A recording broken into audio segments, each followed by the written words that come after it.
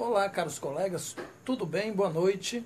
Eu sou o professor Davi Barbosa, estou entrando ao vivo agora para apresentar o Café Crítico desta noite de terça-feira. Sejam todos bem-vindos à página Serviço Social Brasil. Eu também estou presente na plataforma Ideia Criativa Cursos com 21 cursos de interesse do serviço social e também no canal do YouTube. Há um tema bastante complexo que precisamos constantemente debatermos de forma profunda, persistente, continuamente, que é a corrupção.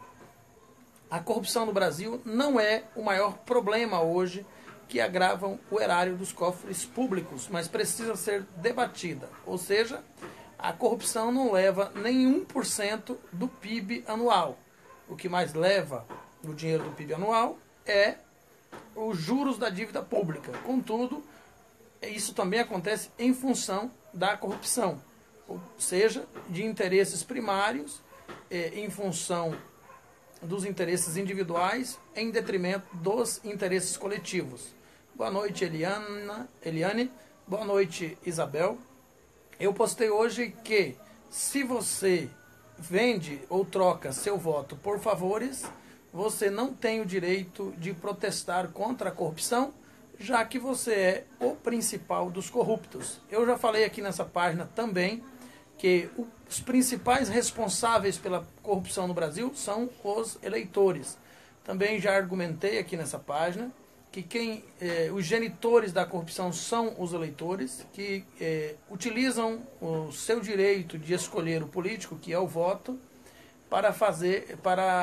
como mercadoria de barganha nas trocas eleitorais. E isso começa desde das eleições para governador, para vereador, depois para prefeito, depois para deputado estadual, governador, deputado federal, senador e presidente da República.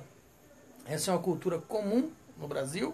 Então, ser corrupto no Brasil aqui é uma herança cultural. Está no DNA dos brasileiros ser corrupto. As pessoas nascem corruptas. E se quisermos superar, temos que nos reeducar socialmente. É uma questão de reeducação social.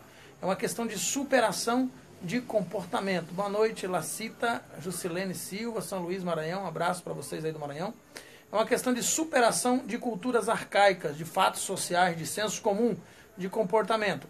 A corrupção começa nas cidades mais pequenas do Brasil, onde existem dois lados para disputar a política, um coloca apelido no outro, e os lados ambos compram os votos. Quem tiver mais dinheiro para comprar voto, vence a eleição. A corrupção começa ali, quando o deputado o candidato a vereador, o prefeito bate na porta do sujeito, e o sujeito já tem um discurso pronto para comercializar o bem mais valoroso dessa pátria, que é o voto, o direito de escolher. Então eu já disse aqui nessa página, político honesto não se elege no Brasil. Mas por falar em corrupção, nós precisamos entender que a corrupção se manifesta na política porque é uma questão de oportunidade. Ou seja, Machado de Assis disse que o ladrão já nasce feito. Isso é um fato. Ele precisa se desconstruir. É um costume cultural que é passado de geração para geração, é cultivado entre as famílias. O pai ensina o filho a ser corrupto, o filho ensina o que vem a ser o neto do primeiro ancestral a ser corrupto e assim vai. Então passa de uma geração para outra. Mas a corrupção não se manifesta apenas na política, ela se manifesta no dia a dia. Karl Marx, por exemplo, escreveu muito conteúdo bom sobre a antropologia, sobre o serviço social, sobre as lutas de classes, né, na perspectiva do entendimento, capitalismo, capital fetiche, mais-valia, no geral, a propriedade privada, no geral, tratando a relação que existe entre o trabalhador, que produz e transforma matéria-prima, e o explorador dessa mão de obra barata, que acumula o capital gerado por essa matéria-prima.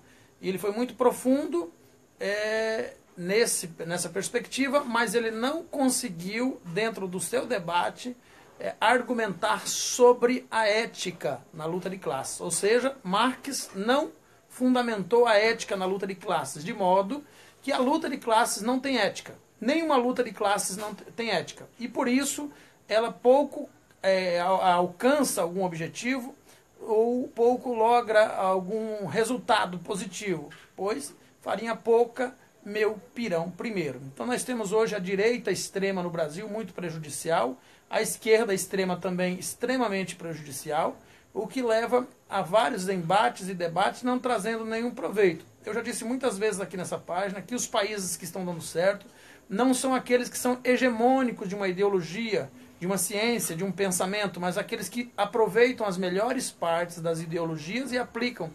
Nós poderia citar, como já citei várias vezes, a Suíça, a Finlândia, a Noruega e por aí vai, vários outros países que estão dando muito certo, que o seu povo é extremamente feliz, extremamente honesto. Eu postei um vídeo aqui da Suíça, de um agricultor que faz as suas plantações à beira da estrada e apenas deixa uma mesa com a caixa, as pessoas compram o produto e pagam o produto, colocam o dinheiro na caixa e ele não é roubado. Se fizesse isso, infelizmente, aqui no Brasil, as pessoas levavam até a placa, a mesa e a caixa embora, não ficaria nada, porque é uma questão cultural.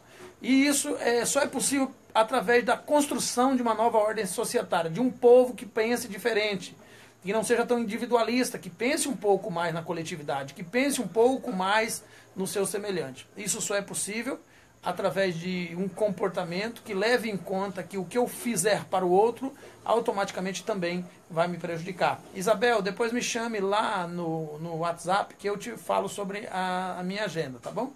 Eu vou estar, esse mês eu estou um pouco mais focado nos estudos, mas no mês agora de março, eu vou estar em vários lugares, mas eu vou estar em Luiz Eduardo Magalhães, vou estar em Governador Valadares, vou estar em Itabuna e, por fim, várias cidades aí ministrando o curso de perito judicial.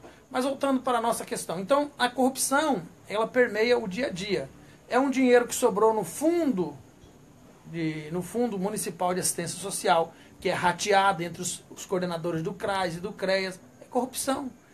É uma oportunidade que você tem de cortar. Você está chegando no estacionamento, a pessoa está na tua frente. Já aconteceu muito isso comigo.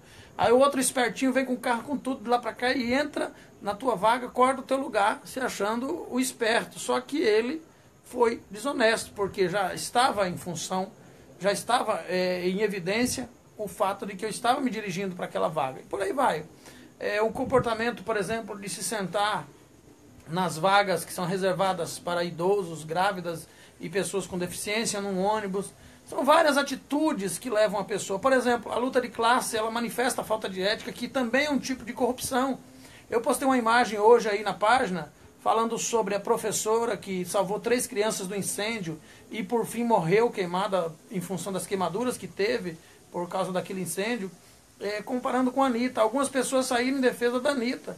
Gente, isso é falta de ética. Não dá para você pensar que uma pessoa, ela tem o mérito dela, ela recebeu para fazer aquele trabalho, ela comercializou um produto, ela vendeu um produto. Nossos heróis brasileiros não podem ser construídos a partir dos acumuladores. Nós não podemos ter heróis acumuladores nesse país. E, infelizmente, o serviço social parece que perdeu o seu foco, a sua visão, o seu entendimento do que é essa luta de classe, essa revolução que nós estamos tentando provocar na mente das pessoas, na coletividade das pessoas. Não podemos construir mitos que sejam políticos. Não podemos construir mitos que sejam acumuladores capitalistas, que vivam, que criem uma carreira em função de explorar a outras pessoas para enriquecer às custas delas. E ainda por cima, vendendo uma mercadoria ruim, com letras ruins, com músicas ruins, que não acrescentam nada a ninguém. Muito pelo contrário, serve para você ir para o ócio criativo, para se divertir, para você fazer um lazer. Tudo bem que tem a sua serventia nesse sentido, mas no sentido científico, acadêmico, reflexivo, não tem valor nenhum. Então ela não pode ocupar um lugar de destaque. Quiçá tivesse então eleito uma outra pessoa, ou tivesse um núcleo de pessoas para serem eleitas, pessoas comuns da sociedade, que realmente fizeram algum bem para a sociedade, que produziram algum bem coletivo para a sociedade. Não essa histeria coletiva que não traz proveito nenhum a longo prazo. São músicas feito macarrão miojo, temporárias, passageiras, são feitas hoje, daqui 10 dias ninguém lembra mais, já tem que ter uma outra para substituí-la. Tão baixa, tão vil quanto. Eu disse já várias vezes aqui para vocês, eu não sou contra o funk, eu não sou contra os movimentos. oriundos das regiões mais vulnerabilizadas. Eu acho que eles têm que ser valorizados, mas tudo tem que ter o seu lugar, tem que ter o seu espaço. Nós não podemos criar mitos que vendem produtos defeituosos para a sociedade. Eu falei sobre EAD também, porque tem a mesma correlação. A EAD é um produto ruim, necessário, que alcançou muita gente, incluiu muita gente nas regiões mais distantes, o ensino à distância, mas é um produto ruim. Não podemos criar um mito em cima de um produto ruim, de uma ideologia ruim, de uma ideia ruim.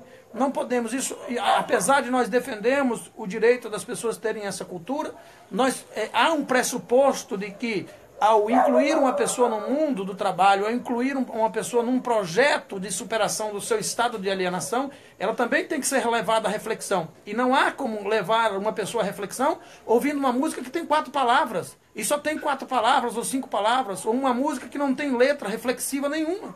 Apenas palavras de baixo calão, apenas pensamentos eróticos e baseados na sexualidade, tão necessária à vida humana, mas cada um no seu lugar. Ou seja, se eu estou conversando com a pessoa na intenção de levá-la à reflexão, ao pensamento complexo, à criação de estruturas neurais que levem ela a pensar a vida para superar algumas atitudes que não acrescentam e que não modificam o seu quadro histórico, que não a levam à superação do seu estado de alienação, devo pressupor que necessito criar pelo menos um vocabulário básico nesse diálogo, nessa conversa com essas pessoas. Então a música, ela deveria ter esse objetivo, fornecer um vocabulário básico para o indivíduo que a escuta. Não estou aqui criticando o ritmo musical, porque isso acontece com todos os ritmos, acontece com brega, acontece com o famoso arrocha, acontece com funk, pode acontecer até com o pop, pode acontecer até com a bossa nova, que tem música também da bossa nova, muito superficial, muito rasa, que não acrescenta nada. Tem música evangélica que não acrescenta nada, que é totalmente contrária aos princípios confessionais e doutrinários pregados naquelas religiões. Infelizmente, os cantores estão movidos pela ganância da acumulação e eles estão construindo e produzindo aquilo que mais vende, e mais vende o que não vale nada. Mas vende aquilo que provoca uma emoção passageira, temporária, e que logo depois desaparece como bolha de sabão. E na criação, na formação do pensamento complexo, toda essa superficialidade é extremamente prejudicial. Se nós queremos que o Brasil mude, que a sociedade mude, nós precisamos pensar em jovens que não fiquem somente na superficialidade, descendo até o chão, rebolando na boquinha da garrafa, como dizia mais antigamente, que isso aí já foi, já superou faz tempo. Mas há necessidade de se pensar o pensamento complexo, de levar as pessoas à reflexão, inclusive a juventude. A juventude precisa refletir e repensar. Não é o caso de excluir o funk da vida delas, mas não pode ser só isso. Isso é mais do mesmo. A sociedade está cheia de mais do mesmo. Eu sou defensor do funk e acredito que tem muita letra boa de funk, tem muita gente que canta música de funk muito bem, que acrescenta, que leva as pessoas a refletirem, principalmente a juventude, a repensar seus valores, a romper com a individualidade e pensar na coletividade, porque um país só muda, e a história nos mostra isso quando a gente analisa a história de vários países. Eu sempre cito aqui na página um país que eu tenho muita vontade de conhecer, eu estive lá pertinho, mas não fui até ele, que é a Finlândia, que há 60 anos atrás não tinha nem estrada, e agora é país de primeiro mundo, está em 4º lugar em quase todos os níveis de indicadores sociais que se possa pensar, porque o povo coletivamente resolveu mudar o seu país. Uma coisa que eu preciso falar sobre corrupção aqui: político não muda país. Gente, essa conversa de que político muda país é uma conversa do capitalismo, dos próprios partidos que querem que os políticos se tornem mitos. Não é um presidente que vai mudar esse país, não é um deputado, nem um senador, não é prefeito, nem vereador. O que muda um país é o seu povo. Quando o povo está consciente, nitidamente consciente dos seus direitos, o político fica com medo. Ele pensa: se eu não fizer direito, esse povo nunca mais me elege. Mas aqui nesse país, nós temos aí o caso de Maluf, roubou até ficar com as botas cheias de dinheiro e se elegeu novamente. Nós temos o caso de Fernando Collor de Mello, se elegeu. Nós temos o caso de Renan, e poderia citar aqui uma tonelada de nome de pessoas que foram processadas, que foram encontradas com as malas cheias de dinheiro. Nós temos esse que teve um apartamento cheio de dinheiro, está preso, mas daqui uns dias ele sai da cadeia e se candidata, e sabe o que acontece? Ele se elege novamente, porque o povo não pensa na coletividade, eles só estão pensando na individualidade. E esse pensamento da individualidade, que não permite que o pensamento complexo se amadureça e se torne algo que leve as pessoas à reflexão, a pensar no outro, que crie na população um pensamento altruísta para combater a individualidade e o egoísmo. Quando se não acontecer isso, quando isso não acontece de forma contínua e permanente, não há possibilidade da evolução de uma sociedade. Por que é que a Finlândia conseguiu superar os piores índices de indicadores sociais que ela vinha sofrendo? Dificuldades na educação, dificuldades na economia, não tinha estrada, enfim, uma série de questões. Em 60 anos ela evoluiu, se tornou país de primeiro mundo, porque o povo agiu coletivamente. Então, se vocês estiverem esperando que um mito resolva o problema do país, eu lamento dizer a vocês que vocês vão se decepcionar, que quem muda a história de um país é o seu povo. O povo assumindo o poder de fato, porque o povo nesse país não está com o poder, ele está com a força. Então, a força devia estar com o governo e o poder com o povo. Inverteu-se o quadro. A força veio para o povo e o poder foi para o governo. E agora os três poderes estão brigando por esse poder, que deveria ser do povo. Então, executivo, legislativo e judiciário estão em confronto direto, um mentindo e desmentindo o outro, e mentindo para o outro, e no fim de tudo, quem acaba mais prejudicado é o povo brasileiro. Então, se nós quisermos construir uma sociedade séria, quem tem que mudar é o povo, e essa é uma mudança individual. Tem que começar por você, tem que começar pela educação que você vai dar ao seu filho. Se você vai educar o seu filho para viver escolhendo lados, faltando com a ética para defender determinados movimentos sociais, faltando com a ética para defender determinados comportamentos, determinados ritmos musicais, para defender determinadas ideologias. Eu já disse aqui para vocês, eu defendo a esquerda porque sou da esquerda, em pontos, abre aspas. Não defendo, por exemplo, uma pessoa ir para a rua e enfiar uma cruz na genitália, no ânus, porque isso não é um comportamento de quem tem sã consciência do que está fazendo. Isso não traz benefício para ninguém. Como também não defendo uma pessoa pegar uma caixa de som e ir para o meio de uma praça pública, agredir as outras pessoas, dizer que elas vão para o inferno porque são homossexuais. Cada coisa tem que ser colocada no seu lugar. Na luta de classes, há necessidade de se respeitar o outro lado. Então, se você pensa como a direita, é um direito seu. Escolha, faça suas escolhas, mas amadureça o seu pensamento para respeitar o meu espaço, porque eu penso como esquerda. Não sou extremista, mas penso como esquerda, porque na esquerda estou. Nasci nela, cresci nela e nela ainda permaneço. No dia em que houver igualdade entre os homens, quanto maior for a igualdade entre os homens, menor será a diferença entre uma ideologia e outra. Quanto maior for a equidade dentro de uma sociedade, menor será os embates das lutas de classe. Se nós temos lutas de classe hoje, não é o serviço social que criou ela. Não foi as últimas questões. Se você observar bem, no Brasil, não tem nem 20 anos que o povo brasileiro começou a acordar para fazer protesto, para lutar contra a corrupção. Então ainda somos uma criança, acabamos de nascer, estamos saindo agora da adolescência para a juventude, para começar a amadurecer a nossa ideologia política. Nós somos políticos de natureza, todo cidadão é político de natureza. Para ele não ser político, mesmo aqueles que se declaram apolíticos, só a declaração. Quando um sujeito diz assim, eu sou apolítico, eu já vejo na testa dele o diploma de ignorante, porque ele não sabe o que está falando.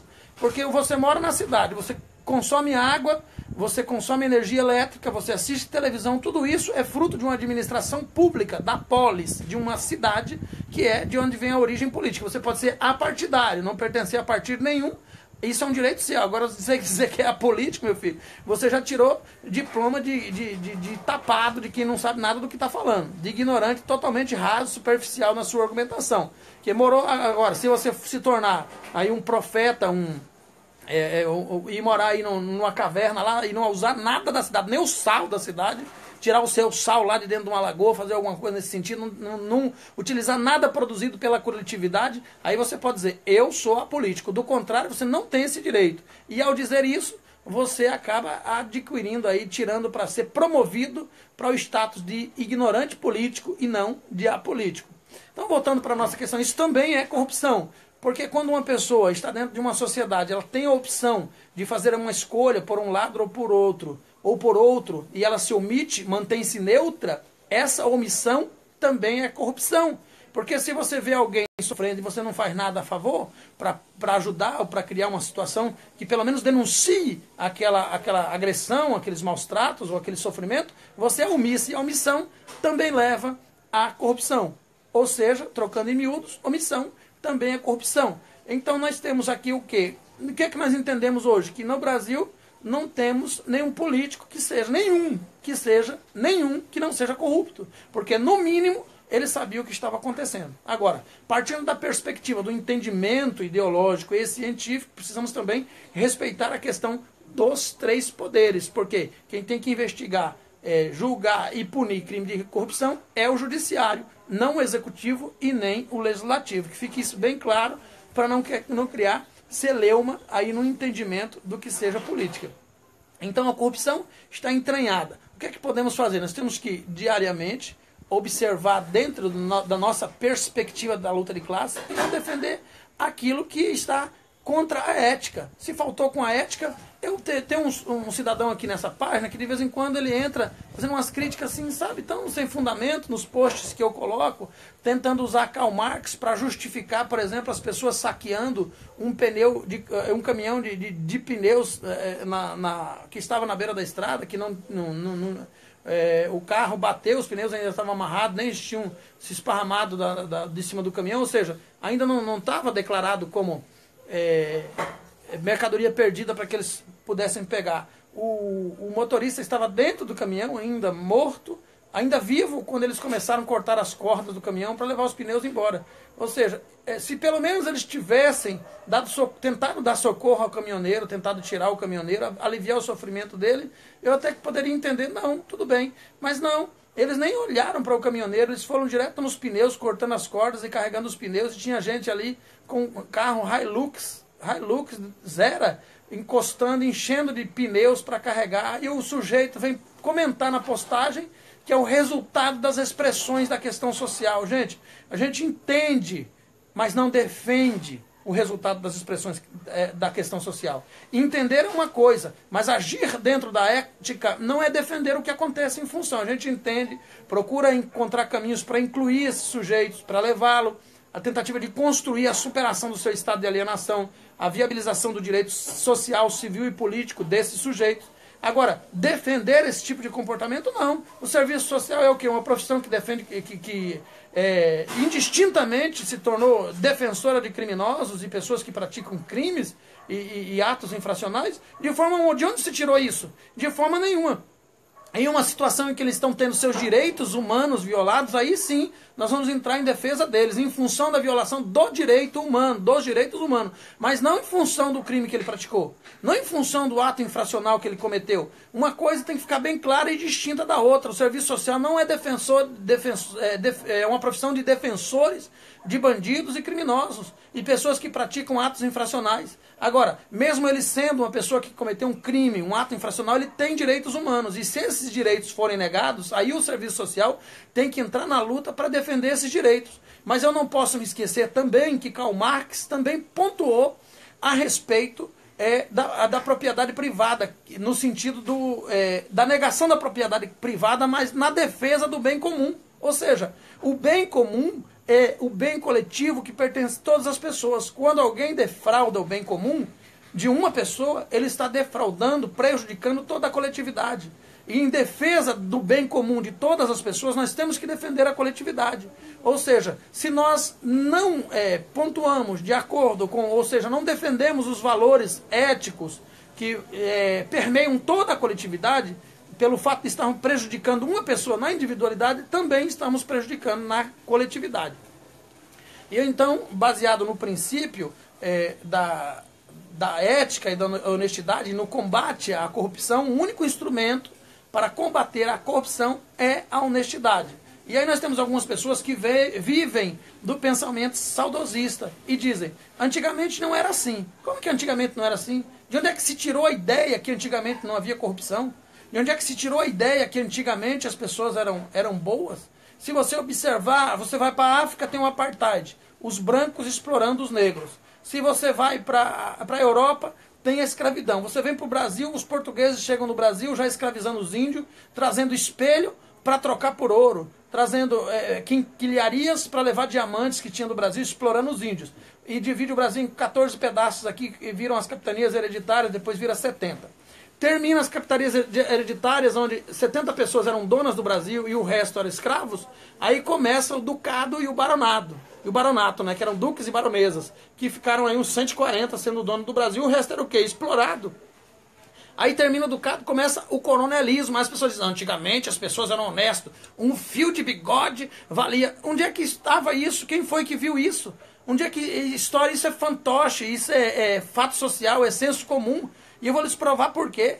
E aí, no coronelismo que vem até hoje, a mesma coisa. Só o coronel era dono da terra. Se ele tivesse um determinado pedaço de terra, a terra mais pequena que estivesse perto dele criava uma situação, uma estrutura, um empréstimo, uma briga, uma confusão, mandava matar o dono da terra, até que se conseguia se apropriar da terra e tomava daquele cidadão. Onde é que tem honestidade nisso? Então, vamos continuar. Vamos continuar. Por exemplo, se você buscar aí no Google, você vai encontrar assim, jornal do tempo da escravidão. Você vai encontrar os jornais de São Paulo publicando assim, vende-se negrinha de 11 anos, ainda virgem e ingênua. Já praticamente vendendo um ser humano para a sexualidade, com 11 anos de idade. Era comum isso acontecer. Se uma menina de 15 anos fosse estuprada por alguém, há não muito tempo atrás, ela fosse estuprada por alguém, talvez até pelo namorado, pelo noivo, ela era obrigada a casar com o estuprador. Querendo ou não, ela era levada para a cidade, era emancipada e casava na marra, mesmo sem gostar da pessoa. Então, o pai escolhia alguém em função de dinheiro e as pessoas vêm falar comigo que antigamente as pessoas eram honestas. Gente, se a educação doméstica antiga tivesse dado certo, nós não estaríamos no problema que nós estamos hoje. Toda a educação doméstica, e eu condeno 100% dela, deu errado. Porque se ela tivesse dado certo, a gente teria se tornado uma Finlândia. E não esse ninho de cobra que a gente se tornou aqui, que é o Brasil. Então a educação doméstica fracassou desde o começo, porque ela começou errada. Ela começou no princípio da bajulação do patrão em função do empregado. Ela começou no princípio de que você é escravo, tem que baixar a cabeça. Ela começou no princípio de que você é mulher, tem que se submeter ao marido, apanhar dele e fazer de tudo para não estragar o seu casamento, não importa o que aconteça. Ela começou no princípio de que a mulher tinha que casar virgem, mas o homem poderia ser o maior frequentador de zona, de brega e de puteiro do mundo. Assim começou essa nossa sociedade. E agora as pessoas querem dizer para mim que antigamente é que era bom. Se fosse bom antigamente, o resultado de antigamente tinha chegado hoje sendo coisa boa. A prova de que antigamente não prestou e não deu certo é que nós temos o resultado hoje, a sociedade que nós temos hoje.